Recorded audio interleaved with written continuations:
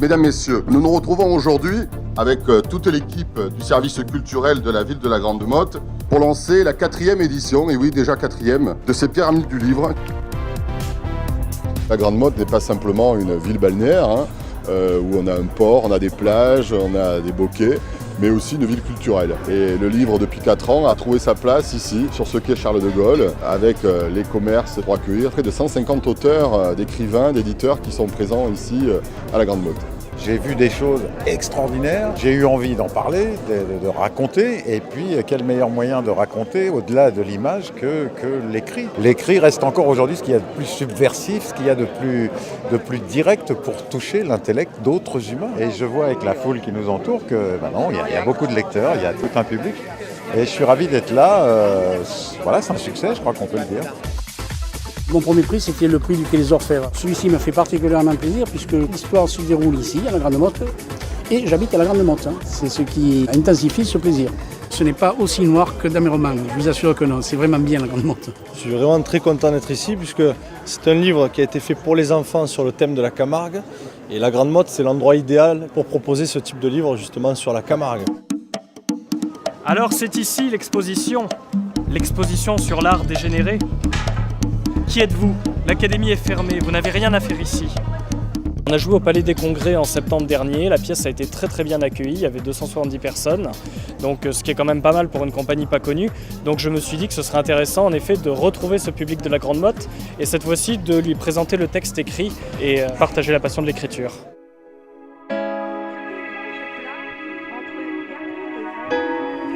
Dans les roseaux, un territoire étrange. Il gît là, allongé sur son noir lit de fange, lâche des chapelets de bulles éphémères. Et le crève-l'eau plane silencieusement, sans même égratigner d'une ride injurieuse le noir miroir de bronze de la nappe fangeuse. L'intérêt de lire en haute mer, le cadre doit pas être mal, déjà. Le bateau est extraordinaire. Maintenant, je suis quand même content de voir qu'il y a beaucoup de monde qui aime la poésie, j'ose espérer, à moins qu'ils préfèrent la promenade à la mer tout simplement. Ces eaux sans clapotis, où les flamands sont rois, baignent des rives blanches frangées de salicaires. La combinaison de la mer et de la personne qui raconte ces magnifiques poèmes, là, c'est très apaisant, très apaisant. Et on perçoit mieux le contenu des poèmes avec cet environnement. De taureaux ténébreux et chevaux Isabelle. Et on a une sensation de dépaysement quand même. Ouais, puis une échappée. C'est super, c'est agréable. C'est agréable d'écouter de la poésie tout en étant sur un bateau. C'est l'occasion, sinon on n'écoute jamais de la poésie. On se laisse bercer par la mer et bercer par la poésie, c'est agréable. Il y a des poèmes qui sont en lien avec la région et la mer. Je trouve que c'est un partage justement. Voilà, c'est un partage d'expérience. La mer, le bateau, la simplicité des poètes, ou même de celui qui compte, pour moi c'est un cadeau du ciel. C'est magique. Un été, un hiver qui rythme ce pays font regretter celui qui avait 4 saisons.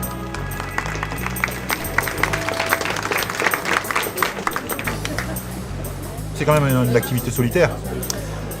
Donc et même si on aime ça, c'est vrai que c'est un des seuls moments où on a un retour, où on sait si les gens des fois ont aimé nos histoires, puis de faire rêver en direct, une petite lumière du rêve qui s'allume dans leurs yeux, je trouve ça extraordinaire. J'écris les livres que j'aurais aimé lire moi-même, tout simplement. J'ai besoin de me sentir transporté par ce que j'écris.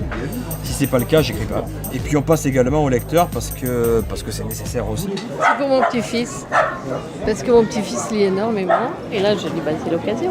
J'aime beaucoup l'aspect de cette ville qui est je trouve un espèce de rêve un peu intemporel, un côté un peu rétro-futuriste, le futur tel qu'on le rêvait à l'époque, où on pensait encore le futur comme quelque chose de joyeux. Voilà. Je trouve que maintenant la période est un peu trop morose, les gens voient le futur tout le temps en noir, et je trouve que finalement ici je retrouve le futur que j'avais moi quand j'étais gamin. Cette espèce de cité du futur idéal un petit peu, donc il y a une certaine nostalgie aussi de venir ici qui est très agréable. On a été super bien accueillis et le cadre est magnifique. On est au soleil, on est près de la plage et on est à la rencontre d'un public charmant. Donc on passe un très bon moment. C'est excellent pour moi, oui, et pour eux aussi. De se faire connaître, un accueil comme ici, une organisation comme la Grande Motte, jamais vu. C'est essentiel, des salons comme ça. Donc merci la mairie de la Grande Motte. assez compliqué, c'est un défi, c'est un éternel recommencement. Mais c'est formidable quand on y arrive. Je me suis jetée à l'eau. Oui, j'ai un ami qui a des petites pannes et ça le rend horriblement malheureux. Je pense que la Grande Motte est un excellent tremplin. Et d'ici là, je continue. Je continue parce que je suis persuadée que ce que je fais, c'est bien. Celui qu'on appelle également Balane a de quoi frimer. Son sexe est si long qu'il lui serait facile de décrocher le rôle principal d'un film porno marin. On va s'arrêter là, puis on laisse le scoop pour le lecteur. J'ai écrit des ouvrages d'astrophysique, de biologie. À un moment donné, bon, ça aussi c'est de la biologie. Ça nous parle à tous, je pense. Donc j'assume et je suis obligée. J'ai habité ici quand même 8 ans, donc ça me faisait plaisir de revenir. Et puis pour rencontrer le public, discuter, voir du monde, des auteurs, des lecteurs. Tous ces écrivains ici, c'est comme une corbeille de fruits. Une corbeille de fruits dans laquelle vous allez mettre des pommes, des fraises, des ananas, tout ce que vous voulez. Et chacun va prendre le fruit qu'il a envie de prendre. Rien ne remplacera les pages d'un livre et je crois que pour quelqu'un, un lecteur, venir à la rencontre de l'écrivain, ce contact qui est très important, le contact humain, la découverte d'un écrivain que l'on peut connaître par son nom, par ses ouvrages, eh bien, c'est le petit plus. Et ce plus, eh bien, on essaie de l'apporter à travers ces pyramides du livre.